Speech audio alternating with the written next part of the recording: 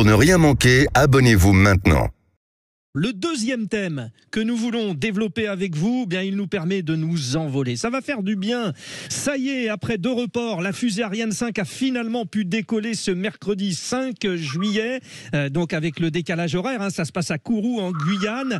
Nous en parlons avec Olivier Lascar, rédacteur en chef du pôle digital de Sciences et Avenir. Bonjour Olivier Lascar. Bonjour à toutes et à tous.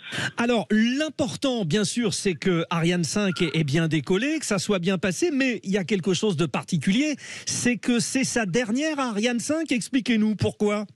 Et oui, c'était le dernier tir d'Ariane 5. C'est la fin de 26 ans de carrière, le 117e tir. Elle a connu que 2 échecs, Ariane 5, dans toute sa carrière. Notamment le premier, ouais.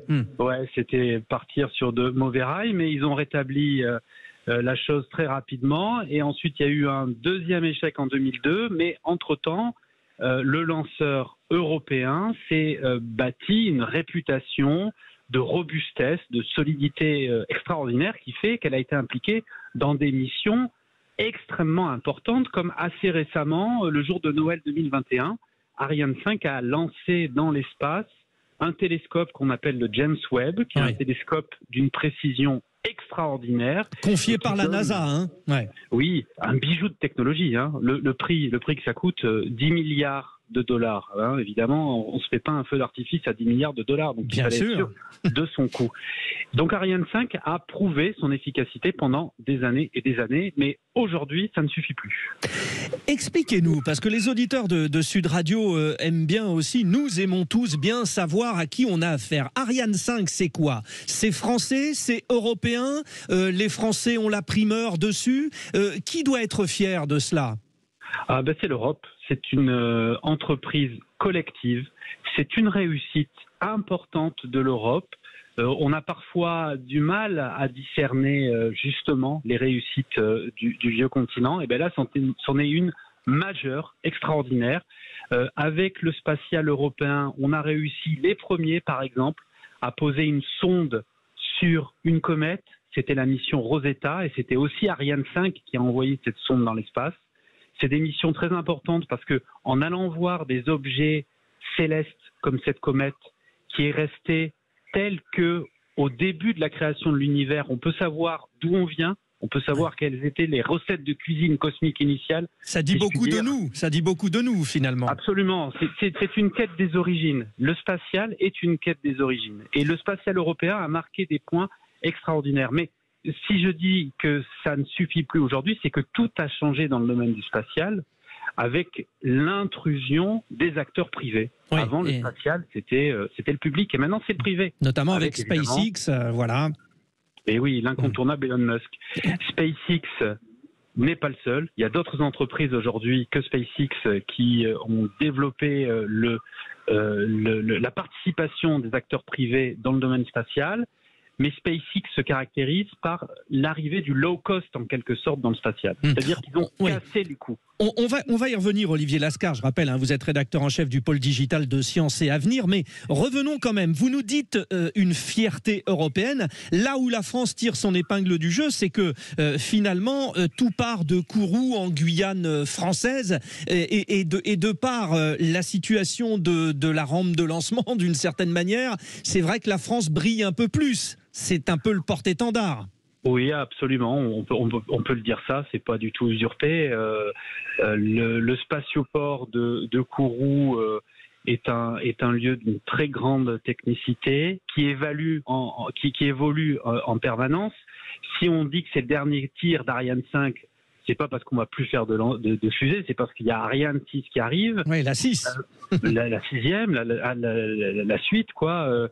Et pour lancer Ariane 6, le CNES, l'Agence spatiale européenne, a construit à Kourou en Guyane un tout nouveau pas de tir avec un dispositif d'assemblage inédit qui va participer à faire un lanceur qui sera beaucoup plus économique et qui va pouvoir justement rentrer en compétition avec SpaceX. Donc oui, la France, elle tire quand même particulièrement son épingle du jeu. Mais la France est aussi une actrice de la conception de ces lanceurs Ariane 5 et Ariane 6. C'est-à-dire que le savoir-faire à la française, quoi. Hein. Oui. La science française, on n'en parle pas suffisamment, mais est extrêmement performante. On a tous les ans des Nobel français. Enfin, tous les ans, c'est pas vrai, on les a pas tous les ans, mais on a très régulièrement des Nobel français. Bon, allez, faisons-nous plaisir. Et oui, il faut le dire parce que c'est vrai, surtout dans des temps qu'on vit collectivement là, de façon très... C'est douloureux, c'est pénible, on ne sait pas trop où est la sortie du tunnel. Donc ça remonte un petit peu le moral, effectivement. Sur la qualité de l'association européenne et notamment du couple franco-allemand, Sébastien Lecornu, le ministre des Armées, s'est félicité de la mise sur orbite. Alors, il y a un satellite de communication militaire français et un satellite expérimental allemand. S'il y a finalement un lieu où, en ce moment, c'est au beau fixe la relation franco-allemande, c'est dans ce domaine. Oui, absolument, hein, parce que évidemment, il faut rappeler que si on lance une fusée, c'est pas pour la beauté de lancer la fusée. La fusée, on appelle ça un lanceur, hein, et il faut prendre ce mot au pied de la lettre. Un lanceur, ça sert à lancer quelque chose. Ça veut dire que tout en haut de la fusée, au niveau de son nez, il transporte ce qu'on appelle des charges utiles. Très souvent, ce sont des satellites. Donc, le job de la fusée, c'est d'envoyer des satellites en orbite. Et hier, effectivement, il y a eu ces 2 satellites que vous dites. Il y en a un qui va travailler pour l'armée française. Et le spatial, ça participe aussi de la sécurité du pays, finalement. Oui, parce que ces deux satellites vont permettre d'éviter des brouillages, hein, c'est ça. Et en ces périodes de nécessaire information, il y a la guerre en Ukraine, etc., etc. Là, finalement, c'est une aide. Oui, parce que la technologie est rentrée dans toutes les sphères de la société. La science est dans toutes les sphères de la société. C'est vrai depuis très longtemps, mais ça l'est sans doute très particulièrement depuis ces dernières années, où on voit une accélération de toutes les questions d'ordre scientifique. Vous voyez, l'intelligence artificielle, il n'y a pas un jour sans qu'on en parle. La cybersécurité, il n'y a pas un jour sans qu'on en parle. Internet qui vient par le ciel et par les satellites de Starlink de Musk. Pas un jour sans qu'on en parle.